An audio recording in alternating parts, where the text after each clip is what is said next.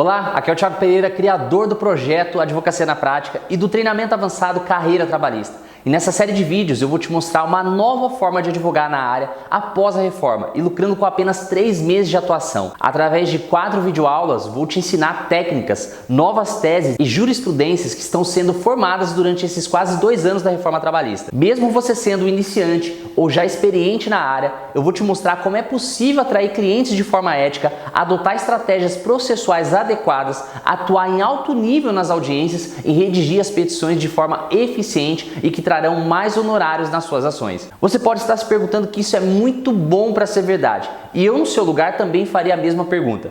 Porém, eu posso te dizer com autoridade e propriedade que esse método dá certo, como deu certo para mim e para o Dr. Hudson, que enviou esse depoimento para nós.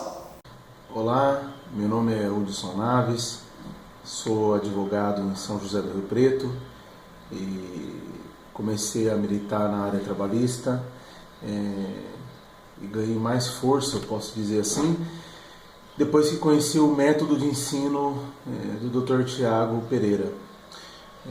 Todo o método que o professor passa veio a acrescentar muito na minha advocacia, onde através disso eu aprendi desde o atendimento ao cliente até a confecção de uma peça, recurso, execução, audiências, a parte de audiência principalmente. Esse método realmente revolucionou o nosso trabalho e acabou nos dando mais força e segurança para poder atuar na área trabalhista.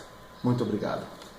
A reforma trabalhista passou a valer a partir do dia 13 de novembro de 2017 e já se passaram quase 2 anos com muitos julgados e entendimento dos tribunais que já estão consolidados. A advocacia trabalhista teve que se adequar a essa nova realidade, em que os empregados passaram a ter medo de demandar os seus direitos na Justiça do Trabalho por conta do risco da sucumbência. Só que advogados que atuavam na área somente para complementar a renda ou de forma aventureira desistiram nos primeiros meses da reforma. E os que permanecem sem ser especialistas estão sofrendo com a falta de clientes e conhecimento. Porém, a falta de clientes é somente para esses advogados, porque para quem tem um escritório especializado, a demanda está aumentando e muito. Isso devido ao fato de que o empregador continua descumprindo a lei trabalhista.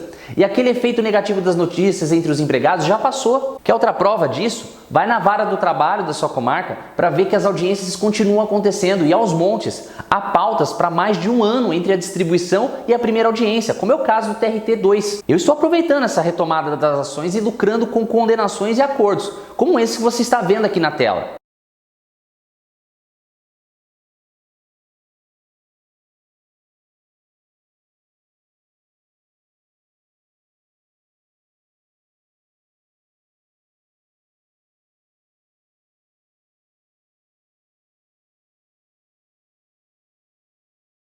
Aquele susto já passou e a Justiça do Trabalho continua funcionando, mesmo após os ataques do governo contra a sua existência. Agora eu te pergunto, você está aproveitando para lucrar nessa área em que a clientela nunca acaba? Você está tendo resultado nos seus processos ou está penando por falta de experiência ou atua com medo da sucumbência? Eu sei que tem muitos advogados com dificuldades financeiras para permanecer no mercado. Colegas que estão pulando de galho em galho, atuando como clínicos gerais há anos e sem nenhum resultado de expressão. E a minha história é bem parecida com a sua ou desses colegas. Eu nem sempre tive sucesso na advocacia antes de decidir me especializar na área trabalhista. Assim como você, eu achava que para ter clientes e retorno financeiro, eu tinha que aceitar qualquer cliente que batia lá na porta do escritório. Tinha dias que eu chegava a atender um cliente trabalhista na parte da manhã e à tarde eu estava preparando o habeas corpus de um cliente na área criminal. E desse jeito a gente não consegue entregar um serviço de qualidade para o cliente, porque a gente não domina a matéria. Após 1 ano, só pagando contas, eu percebi que ser clínico geral não dá certo. Me fale aí de alguém que você conhece que teve sucesso atuando em todas as áreas do direito. Eu, pelo menos, não conheço nenhum. Meu primeiro ano advogando foi fazendo de tudo, como criminal, trabalhista, família, sucessões, enfim. Na época, o que entrava mal dava para pagar as contas, além do meu nome sujo e sem crédito na praça. Enfim, antes de eu te explicar como usar a área trabalhista para ter uma renda ativa no seu escritório após a reforma, eu quero te mostrar como eu cheguei nessa forma de atuação que me trouxe retorno financeiro em tão pouco tempo. Eu sou filha de uma manicure e de um caminhoneiro, e meus pais não puderam me ajudar durante a fase da faculdade. Acabei ganhando uma bolsa de um programa estadual chamado Escola da Família, em que eu tinha que trabalhar todos os finais de semana nas escolas públicas e assim o governo pagava pelo menos metade da minha faculdade. Eu casei no 2º ano do curso de Direito e como tinha família para sustentar, eu não podia me dar o luxo de fazer um estágio por conta da baixa remuneração. Então, durante o curso, eu não tive contato nenhum com a prática. Minha primeira petição inicial foi quando eu fui distribuir minha primeira ação. Essa falta de conhecimento prático veio me prejudicar nos primeiros meses de advocacia. Eu passei no exame da ordem antes mesmo de terminar o curso e quando eu me formei, fui logo trabalhar para um escritório que me pagava 50% de todos os processos que entravam. Só que eu ficava num outro prédio, em um bairro de periferia, em que entrava todo tipo de cliente. E eu me sentia muito sozinho, não podia contar com alguém mais experiente que eu para me orientar no dia a dia. A maioria dos colegas mais experientes não tem o mínimo de interesse em ajudar, porque acham que estão criando uma concorrência no futuro. Há também aqueles advogados que estão em fase de transição de carreira ou ainda não largaram seu emprego anterior para se arriscar na advocacia. Eu sei que é difícil deixar um salário fixo por mês para viver na incerteza de que vai ter dinheiro ou não no final do mês, mas escolhendo uma área que vai te dar retorno mais rápido em comparação às outras áreas, fica mais fácil você passar por essa transição e a área trabalhista é perfeita para isso. Eu era mais ou menos como a maioria dos advogados de hoje, sem conhecimento, sem dinheiro e sem clientes. E no início eu passei algumas situações complicadas. Por exemplo, por falta de controle emocional e conhecimento processual, eu prejudiquei um cliente na minha primeira audiência trabalhista. Eu lembro que um dos pedidos era horas extras e a empresa apresentou os cartões de ponto, se desincumbindo no ônus da prova lá nos termos da súmula 338 do TST. Aí o juiz olhou para mim e perguntou se eu iria fazer a réplica e eu nem sabia o que era isso. Com medo do juiz pedir para eu falar alguma coisa, eu fiz o sinal que eu não queria falar nada. Agora, na hora de tomar o depoimento das testemunhas, eu quis fazer perguntas sobre as horas extras e tomei um esporro do juiz e da advogada da parte contrária.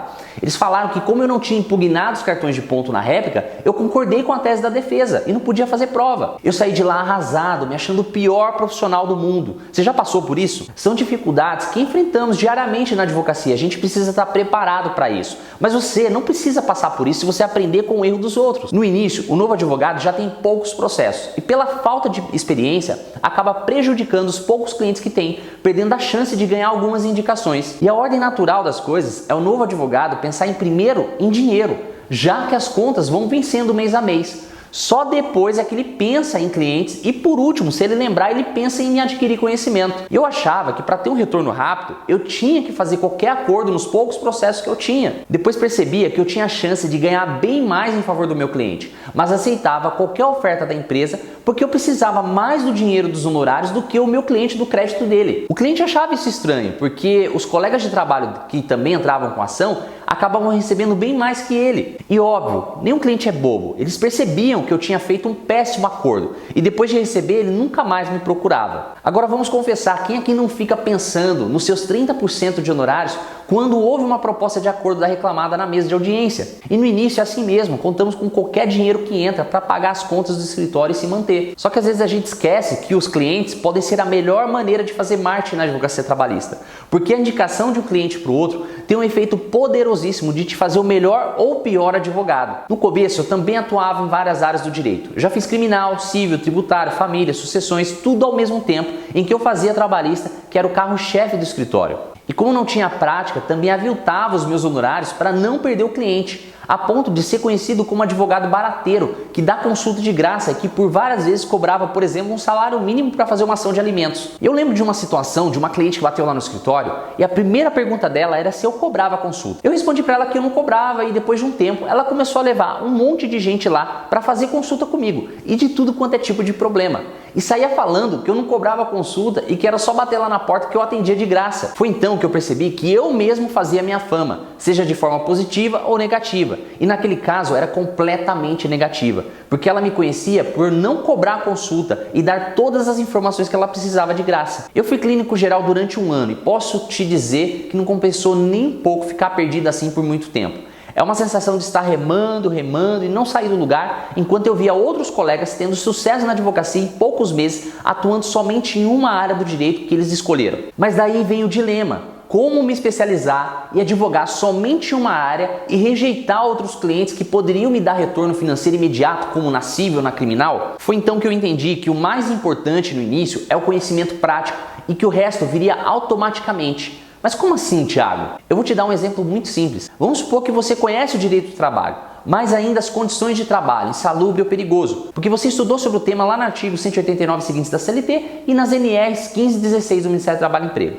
Tendo esse conhecimento, você pode ir atrás dos seus clientes escrevendo um artigo sobre o assunto, gravando um vídeo para o Instagram ou para o YouTube, além de outras formas de compartilhar esse conhecimento para eles. De repente, uma pessoa que está passando por esse problema pode querer saber mais sobre o assunto e achar o seu conteúdo. Ou melhor, você pode direcionar esse conteúdo para elas através das suas redes sociais. Pronto, você ganhou um novo cliente, porque soube do problema dele e trouxe a solução. Nós temos 3 tipos de clientes na área trabalhista.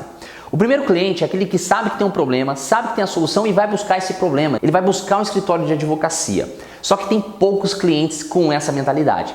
O segundo cliente é aquele que sabe que tem um problema, sabe que pode existir uma solução, mas ele protela, ele não vai atrás da solução, que também é muito pouco esse tipo de cliente no mercado. Agora tem muitos clientes que não sabem do problema, que não sabem da solução e precisam do seu trabalho para poder resolver esse problema. E como você faz isso? Mostrando para eles que ele tem esse problema e que você tem a solução. É esses tipos de clientes que a gente tem que ir atrás na advocacia trabalhista. Outro ponto que eu entendi também é que eu poderia continuar atuando em várias áreas do direito por um tempo curto, até transacionar para a advocacia trabalhista, que era a área que me dava mais segurança e retorno financeiro e que viria mais rápido se eu focasse somente nesses clientes. 6 meses depois de mudar minha mentalidade e deixar de atuar em outras áreas do direito, eu comecei a ver o resultado, virando autoridade no assunto aos olhos do meu cliente e aumentando o número de indicações. Sem contar que as minhas petições ficaram mais completas e aumentaram o número de pedidos deferidos, porque como eu tinha conhecimento no direito material do trabalho,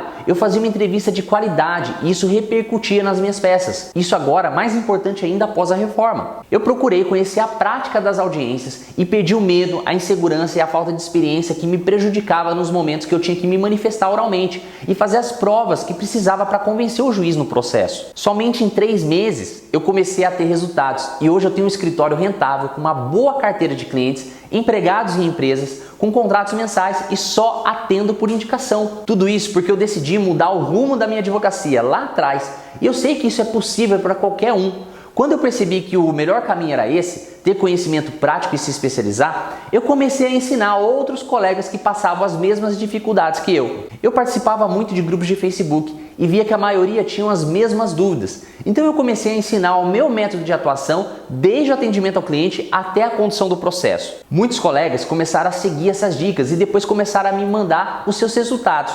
Aumentaram a rentabilidade das suas ações, passaram a ter mais confiança nas suas audiências e começaram a gostar da área trabalhista e considerar essa área para se especializar, como é que você está vendo aqui nos depoimentos que eu estou colocando na tela.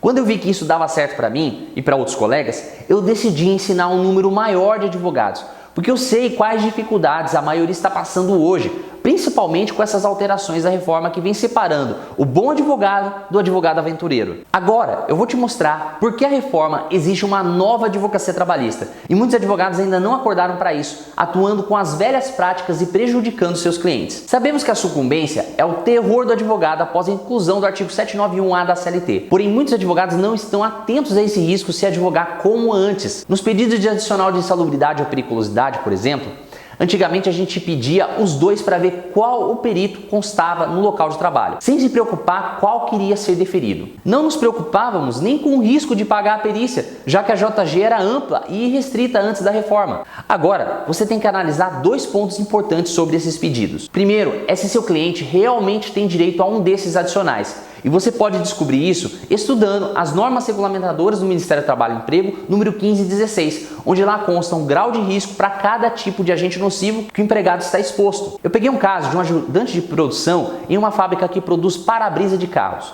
O reclamante era responsável pela limpeza dos vidros após o corte, ou seja, havia exposição a um agente nocivo chamado silicato. Antes de entrar com a ação, eu fiz 2 coisas que foram cruciais para o meu processo, então anota aí. A primeira delas foi pesquisar com o CNPJ da empresa se ela já tinha outros processos sobre o mesmo caso. E para minha surpresa, haviam vários processos, inclusive com laudos positivos a favor do empregado. Eu não pensei 2 vezes e usei os laudos como prova emprestada, muito embora isso não exime a perícia no local de trabalho. Outra coisa que eu fiz foi pesquisar em NR15, se esse agente nocivo era considerado insalubre e qual que era o seu grau de risco.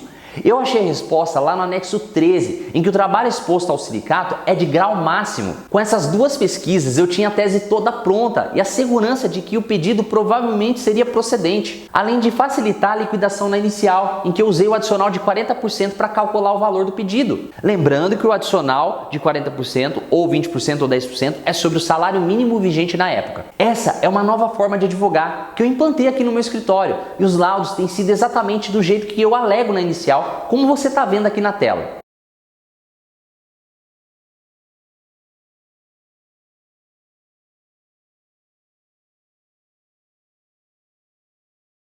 Outra situação que exige uma nova forma de advogar são as execuções infrutíferas, que se arrastam anos e anos sem o reclamante ver a cor do dinheiro. A reforma trouxe a prescrição intercorrente possível no processo do trabalho, o que antes era vedado segundo o TST. Ocorre que de cada 10 processos de execução, 3 a 5 ficam se arrastando porque a empresa não tem bens, muito menos os sócios. Aí fica o advogado pressionado em criar fórmulas mágicas para dar andamento na execução, se não é aplicada a prescrição intercorrente lá do artigo 11A da CLT. E nós temos o prazo de 2 anos para dar andamento na execução.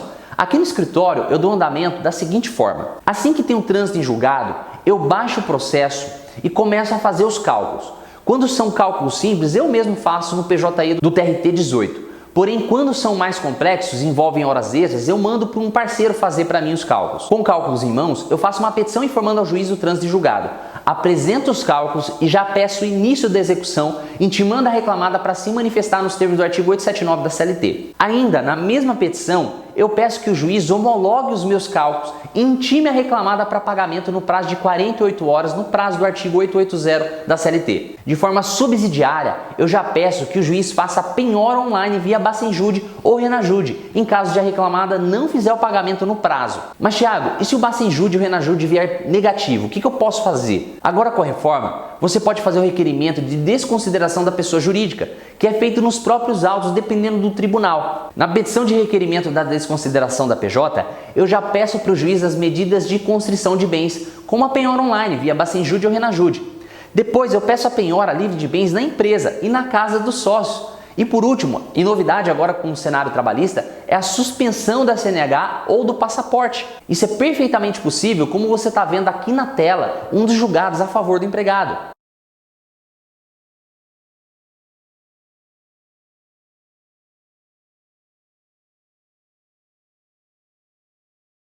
Então já fica a dica, se você tem execuções nessas situações, peticiona nos autos pedindo que o juiz suspenda a CNH ou o passaporte dos sócios. Eu tenho uma petição padrão aqui do escritório e eu vou liberar ela para você baixar na nossa aula 3 do workshop. E com risco da sucumbência, o número de pedidos aventureiros na Justiça do Trabalho despencaram. Isso tem refletido no atendimento ao cliente. Pelo menos aqui no escritório, eu percebi que quanto mais detalhista eu for no atendimento, mais eu consigo fazer a minha ação render. Como assim, Thiago? Aqueles pedidos que vai que cola, não dá para fazer mais.